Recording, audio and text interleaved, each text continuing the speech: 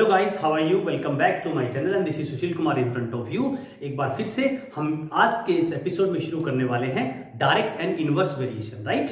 सो इससे पहले आपने डायरेक्ट और इनवर्स वेरिएशन का इंट्रोडक्शन का वीडियो देख लिया है। अगर अभी तक आपने नहीं देखा है तो डिस्क्रिप्शन बॉक्स से लिंक को ओपन करिए और उस वीडियो को देख लीजिए एक बार।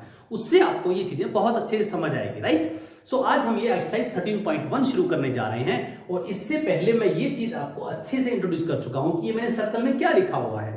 देखिए, these are the very simple दो टू फार्मूलाज। आपको इस पूरे चैप्टर में डायरेक्ट और इनवर्स की कोई भी प्रॉब्लम हो, आपकी इन दो फार्मूलों से सॉल्व हो जाएगी।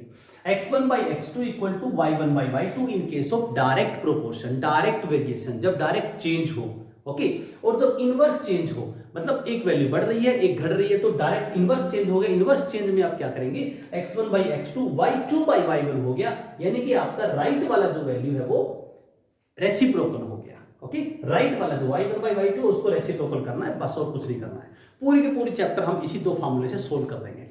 तो देखिएगा फर्स्ट वाले क्वेश्चन में बहुत ही जनरल सी बात आपसे पूछी गई है। यहाँ पे ऐसा कुछ आपको प्रॉपर्टी लगाने की जरूरत ही नहीं पड़ेगी। यहाँ तो आप यूनिटरी मेथड से भी इसको प्रूव कर सकते हैं, okay.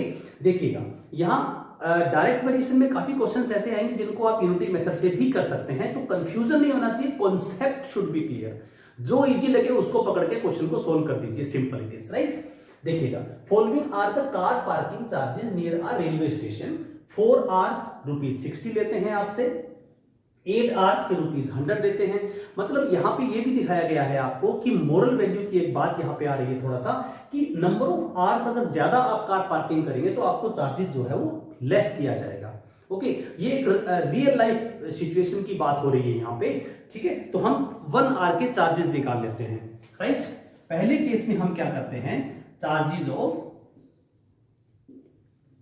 1 hour, charges of 1 hour क्या निकालेंगे, 1 आवर के चार्जेस क्या होंगे। सो आप यहां यूनिटरी मेथड अगर लगाएंगे, charges of 4 hours is equal to this, so charging of 1 hour is equal to 60 by 4 आ जाएगा आपके पास, right? 60 by 4 that is 15 rupees. 1 hour के चार्जेस 15 रुपीज हो गए, क्योंकि 4 आवर के रुपीज लग रहे हैं 60, तो 1 आवर के क्या लगेंगे 60 by 4। सो दिस इज, ये आपके पास हो गया फर्स्ट केस में C1। Now C2, charges of in second case. So 1 total charges हैं 100 रुपीज, 100 बाय आपके पास हो गया 8 आवर्स, तो 1 आवर के चार्जेस कैसे निकलेंगे, 100 by 8, यानी कि 100 रुपीज लगते हैं आपके 8 आवर्स के, तो 1 आवर के कितने लगेंगे, 100 by 8। इसको सोल्व कर लीजिएगा, 4 से किया 4 2 जा 8, 4 से किया 25, this is coming 25 by 2 rupees. ये तो डिफरेंट आ रहा है, then this is not in the what he is asking, is the in the direct proportion. क्या ये डायरेक्ट प्रोपोर्शन में है? नहीं, ये डायरेक्ट प्रोपोर्शन में नहीं है, okay, because this ratio is coming different. So C3 निकाल लेते हैं हम। C3 में 140 रुपीज लगते हैं 12 आवर्स के, तो 140 by 12, तो हम चेक करते हैं 1 आवर के चार्जेस, ठीक है। Charges of 1 hour in case 3, right? यहां इसको कैंसिल कर लीजिएगा, 2 से किया 6, 2 से किया 70, 2 से किया 3, 2 से किया 35, तो यहां आपके पास 35 by 3 रुपीज आ रहा है।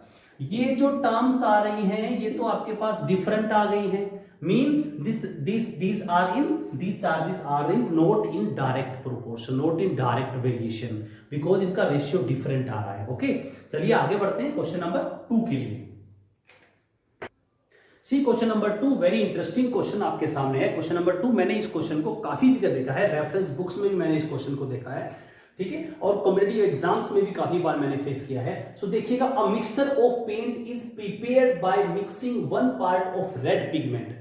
कहता है कि एक मिक्सर है, उसमें जब हम मिक्स करते हैं रेड पिगमेंट के साथ बेस को मिक्स किया जा रहा है। रेड पिगमेंट है, उसके साथ बेस मिक्स कर रहे हैं, तो रेड पिगमेंट जब 1 मिक्स करते हैं तो बेस हम 8 मिक्स कर रहे हैं, राइट? ये रेशियो रखा गया है, रेड पिगमेंट 1 है तो बेस हम 8 मिक्स करेंगे, ठीक है। ये कहानी यहाँ पे समझाई गई है। तो अकॉर्डिंगली हमें क्या करना है कि ही इज आस्किंग दैट इफ अगर हम 4 रेड पिगमेंट अगर मिक्स कर रहे हैं तो हमें बेस कितनी जरूरत पड़ेगी, हमें बेस कितना मिक्स करेंगे, ये आपसे क्वेश्चन पूछा गया है।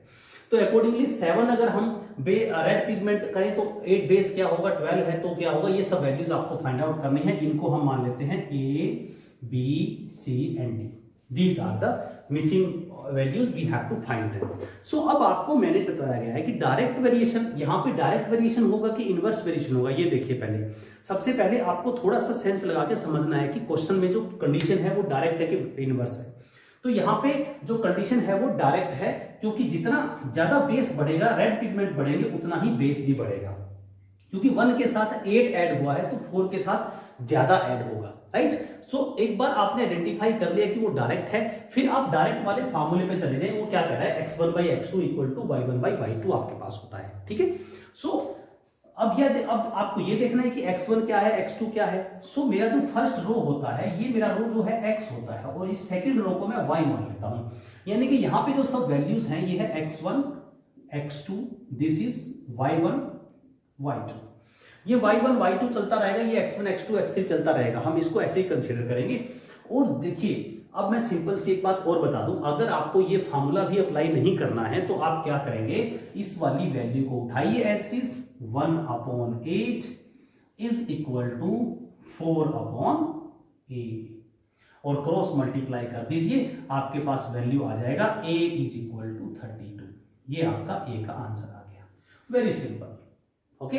देखिए हमने क्या किया, अब आप कहेंगे कि हमने ये वाला फार्मूला नहीं लगाया। एक्चुअली ये वाला फार्मूला है क्या, आप ये देखिएगा, x1/x2 इक्वल टू y1/y2 है। अगर मैं इन दोनों का क्रॉस मल्टीप्लाई कर दूं तो मेरे पास क्या बनेगा, x1/y1 is equal to x2/y2 बन जाएगा। कहीं कहीं इस वाले फार्मूले से भी क्वेश्चन सोल्व किया हुआ है। तो कॉन्सेप्ट पूरा क्लियर रखिएगा, आपको डाउट नहीं होना चाहिए, ठीक है। अब देखिए, अगर हम ऐसे करते x1/x2 तो 1/4 होता, ठीक है ना। अगर आप ऐसे करते x1/x2 is equal to y1/y2, इसको भी सोल्व कर लेते हैं, इस वाले फार्मूले से देख लेते हैं। x1 कितना है आपके पास, 1 है, x2 कितना है आपके पास, 4 है, right, is equal to y1 is 8 and y2 is a। Cross multiply कर दो तो आपके पास a इज इक्वल टू कितना आएगा, a इज इक्वल टू 32 ही तो आ रहा है मेरे पास, आप कैसे भी कर लीजिए।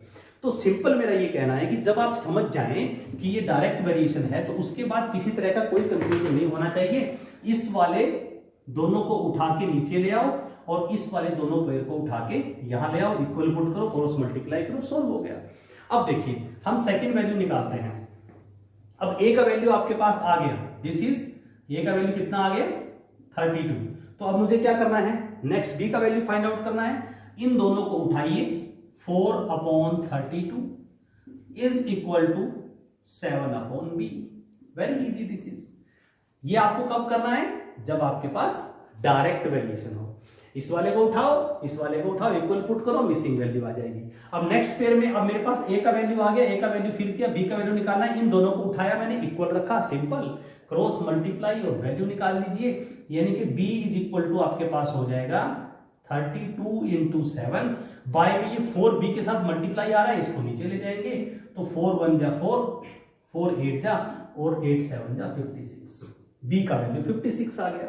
दिस वैल्यू इज कमिंग 56, ये वैल्यू 56 आ गई मेरे पास। इसी तरीके से हम c का वैल्यू निकाल लेते हैं। चलिए c का वैल्यू फाइंड आउट करते हैं हम। देखिए c का वैल्यू आप कैसे निकालेंगे, और एक चीज और मैं आपको बता देता हूं, आप c का वैल्यू जरूरी नहीं है कि इसको और इसको इक्वल रख के पुट करें, यानी कि इन दोनों को ही कंपेयर करके आप c का वैल्यू निकालें। नहीं, आप यहां से ये और ये दोनों कॉलम भी कंपेयर करके c का वैल्यू निकाल सकते हैं। करेक्ट आंसर होगा, देखिए, बिकॉज रेशियो आपका सेम चल रहा है, क्योंकि दिस अपॉन दिस जो कांस्टेंट वैल्यू आ रही है दैट इज ऑलवेज सेम, ठीक है। तो यहां से मैंने उठाया 1/8, क्या उठा रहा हूं मैं, 1/8 इज इक्वल टू, यहां से मैंने उठाया 12/c, यहां से उठाया मैंने 12/c। Concept should be clear. So c is equal to 12 into 8, 96 value आ गया c का। दिस वैल्यू इज कमिंग 96, ये 96 आ गया। अब आपको d का वैल्यू फाइंड आउट करना है, तो आपको बड़ी वैल्यू से पंगे लेने की जरूरत नहीं है, यहां से मत लीजिए, इन दोनों को कंपेयर कर दीजिए, d का वैल्यू आ जाएगा, यानी कि 1/8 is equal to 20/d। Taking cross multiplication d is equal to आएगा 160। ये d का करेक्ट आंसर आ गया, राइट। समझ गए, डायरेक्ट प्रोपोर्शन में क्या करना है, दोनों को उठाओ, इक्वल पुट करो, क्रॉस मल्टीप्लाई, सॉल्यूशन। दोनों को उठाओ, इक्वल पुट करो, क्रॉस मल्टीप्लाई, सॉल्यूशन। ठीक है, चलिए आगे बढ़ते हैं क्वेश्चन नंबर 3 के लिए। सी क्वेश्चन नंबर 3 आपके पास क्या है, बहुत ही इंटरेस्टिंग क्वेश्चन है, लेकिन क्वेश्चन नंबर 3 की जो स्टोरी है that is based on the question number 2, वो क्वेश्चन नंबर 2 पे ही बेस्ड है, राइट। तो देखिए क्या है in question number 2, about if one part of red pigment required 75 ml of the base, then how much red pigment should be mixed with the 1800 ml base. सबसे पहले आपका काम होगा इन क्वेश्चंस में इंडेक्स बनाना, जैसा कि मैंने इंट्रोडक्शन वाली वीडियो में एक्सप्लेन किया है। अगर आपने वो वीडियो नहीं देखा है तो मस्ट एक बार देख लीजिएगा जरा, वहां से आपको सारा बेस क्लियर हो जाएगा, फिर आप क्वेश्चंस को क्विकली कर पाएंगे इजीली। सो सबसे पहले हमें इंडेक्स बनाना है। अगर इंडेक्स बनाने के बाद आपको ये देखना है कि वो डायरेक्ट है कि इनवर्स है। जैसे ही आपको समझ आता है डायरेक्ट और इनवर्स वाली कहानी, फिर आपको इनमें से कोई एक प्रॉपर्टी लगा देनी है, या फिर जो मैंने अभी बताया था कि दोनों कॉलम को इक्वल पुट कर देना है अगर डायरेक्ट प्रोपोर्शन है तो। ठीक है, चलिए सबसे पहले हम वैल्यूज पुट करते हैं। देखिए क्या कह रहा है, if one part of the red pigment is required, यानी कि वन पार्ट जब रेड पिगमेंट हम लेंगे तो 75 ml आपके पास आपको बेस लेना पड़ेगा। ठीक है ना, बेस कितना होगा 75 होगा। कब, जब आपके पास वन पार्ट रेड पिगमेंट है तो 75 ml बेस हो गया। Now how much red pigment is required, यानी कि रेड पिगमेंट तो आपको रिक्वायर्ड है, यानी कि ये तो आपको मिसिंग वैल्यू हो गई, ये तो आपको फाइंड आउट करना है x, but should be mixed with 1800 ml base. कहता है कि अगर बेस को 1800 लिया जाए तो। ठीक है, अब आपको ये पता है कि अगर रेड पिगमेंट बढ़ेंगे तो बेस बढ़ेगा, बेस बढ़ेगा तो रेड पिगमेंट बढ़ेंगे, मतलब ये डायरेक्ट वेरिएशन है। This is direct variation, you will write here this is direct proportion. So आपको क्या बताया है डायरेक्ट प्रोपोर्शन में, या तो प्रॉपर्टी लगा लीजिए, इसको x1 और इसको x2 और इसको y1 और इसको y2 मान लीजिए, या फिर दोनों कॉलम उठा के सीधे इक्वल पुट करो, खत्म करो काम। यानी कि 1/75 is equal to x upon 1800। ठीक है, यानी कि मैंने क्रॉस मल्टीप्लाई करके लिख दिया इसको, सिंपल। दोनों कॉलम उठाओ, इक्वल पुट करो और सोल्व करो।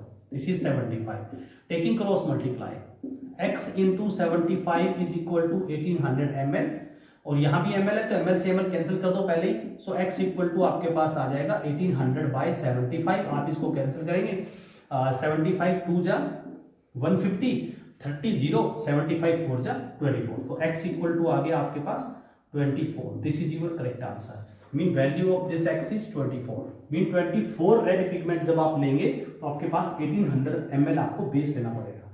चलिए आगे बढ़ते हैं क्वेश्चन नंबर 4 के लिए।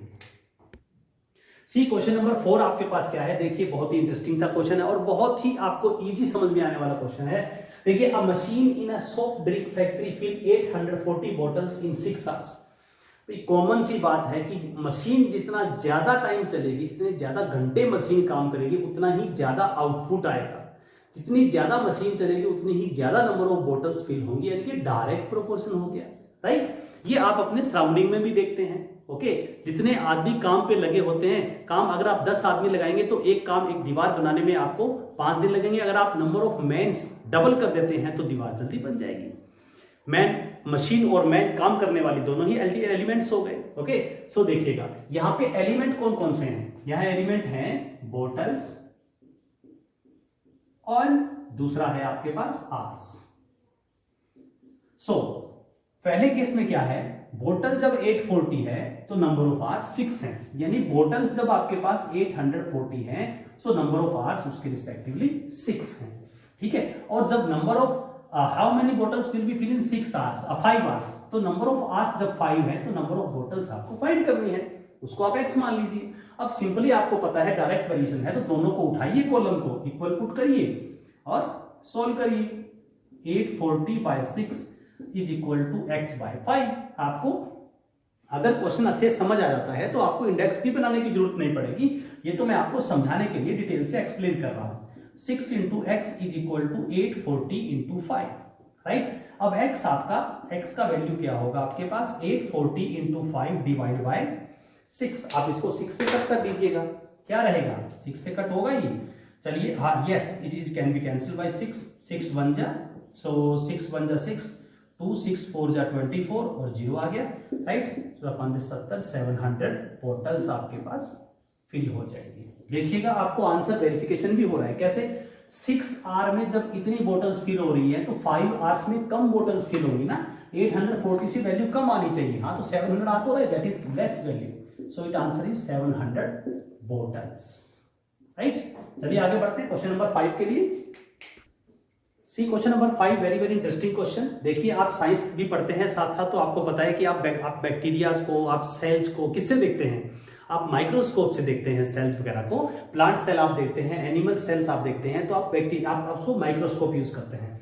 सो ये कह रहा है कि किसी भी मशीन से आप, ये कह रहा है कि photograph of bacteria enlarge 50,000 times, bacteria को 50,000 टाइम्स एनलार्ज किया गया है, अटेन लेंथ ऑफ 5 सेंटीमीटर। तो उसकी लेंथ आपको 5 सेंटीमीटर दिख जाती है, जैसे कि डायग्राम आपको दिखाया गया है, बुक में भी डायग्राम है, मैंने भी डायग्राम यहाँ पे आपको शो किया है। तो इस टाइप से आप उस बैक्टीरिया को अच्छे से देख पाते हैं, राइट। जैसे हम अमीबा को देखते हैं, ठीक है ना, माइक्रोस्कोप से आप अमीबा को देखते हैं, तो अमीबा को आपको साइज जो है वो लार्ज दिखता है, नॉर्मल आई से हम अमीबा को नहीं देख सकते, राइट। सो देखिएगा यहाँ पे आप attain a length of 5 centimetre, तो सबसे पहला काम आपका है इंडेक्स में बनाना, और इंडेक्स के एलिमेंट क्या सेट करने हैं वो आपको देखना है। सो यहाँ पे एलिमेंट सेट किए हैं एनलार्ज साइज, यानी कितना एनलार्ज किया गया, 50,000 एनलार्ज किया गया। वैल्यू फिल करिए आप 50,000। क्वेश्चन को देख के उसको घूरना नहीं है, क्वेश्चन को देखो, उसको इंडेक्स बनाओ। जैसे आपको पता लग गया डायरेक्ट और इनवर्स प्रोपोर्शन से क्वेश्चन है, तो इंडेक्स बनाइए। फिर उसके बाद क्वांटिटी कौन कौन सी है, देखिए एलिमेंट कौन कौन सी है। यहाँ पे एलिमेंट है मेरे पास एनलार्ज लेंथ और actual length. So actual length कितना हो गया, जब इतना एनलार्ज किया गया तो एक्चुअल लेंथ हो गया 5 सेंटीमीटर, तो यहाँ 5 फिल कर दीजिए, करेक्ट। अब उसके बाद देखिए पूछा क्या है, कहता है shown in the diagram what is the actual length of the bacteria, यानी कि एक्चुअल लेंथ आपसे पूछा गया, यानी कि दिस आपसे पूछा गया है। यानी कि इसका कहने का मतलब क्या है कि जब एनलार्ज नहीं करें, एनलार्ज करने का मतलब क्या है, हम उसके साइज को किसी एक वैल्यू से मल्टीप्लाई कर देते हैं, इसका मतलब हमने उसको एनलार्ज कर दिया, राइट। यानी कि हम उसकी वैल्यू को, हम उसके साइज को किसी से मल्टीप्लाई नहीं करें तो क्या होगा, यानी कि हम उसको उससे 1 से मल्टीप्लाई करें तो क्या होगा। 1 का मतलब है हम किसी से मल्टीप्लाई नहीं कर रहे, 1 इज मल्टीप्लीकेटिव आइडेंटिटी। तो यहां पे आपको 1 वैल्यू 1 फिल करना है, बस इस क्वेश्चन में यही ज्यादा बात देखने वाली थी। अब आपको पता है कि डायरेक्ट वेरिएशन है, जितना आप साइज ज्यादा माइक्रोस्कोप से एनलार्ज करेंगे उतना ज्यादा आपको बैक्टीरिया का साइज दिखेगा। सो डायरेक्ट वेरिएशन में आप क्या करते हैं, दोनों को उठा के इक्वल पुट कर दीजिए। 50,000 by 5 is equal to 1 upon x, right. Cross multiply करिए, 50,000 into x is equal to 5, so x equal to आपके पास आ गया 5 अपॉन 50,000, 5 1 जा 5 1 जा, यानी कि आपके पास x का वैल्यू आ गया 1 अपॉन 10,000, राइट। यानी आप इसको लिख सकते हैं 10 रेज़ टू पावर 4, यानी आप इसको लिख सकते हैं 10 raise to power -4, right, because आपको आंसर वहां पे 10 रेज़ टू पावर -4 गिवन होगा बुक में, तो आप इसको ये, this is also correct answer, this is also correct answer, this is also correct answer, this is also correct answer.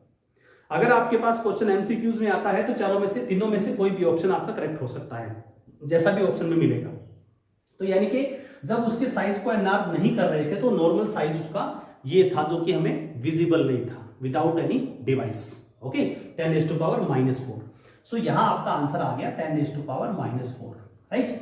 अब चलते हैं इसके सेकंड पार्ट के लिए। देखिए सेकंड पार्ट क्या है, सेकंड पार्ट में आपसे पूछा गया है if the photograph is enlarge 20,000 times, कहता है at the place of 50,000 times, अगर हम उसको 20,000 टाइम एनलार्ज करें, 50,000 टाइम्स एनलार्ज ना करें, 50,000 मतलब बहुत ज्यादा एनलार्ज कर दिया, थोड़ा कम करें उसको, तो आंसर क्या होगा। देखिए अब हम सेकंड पार्ट को इसी में कर लेते हैं, यानी कि यहां पे अब आपके पास ये वाला पार्ट खत्म हो गया।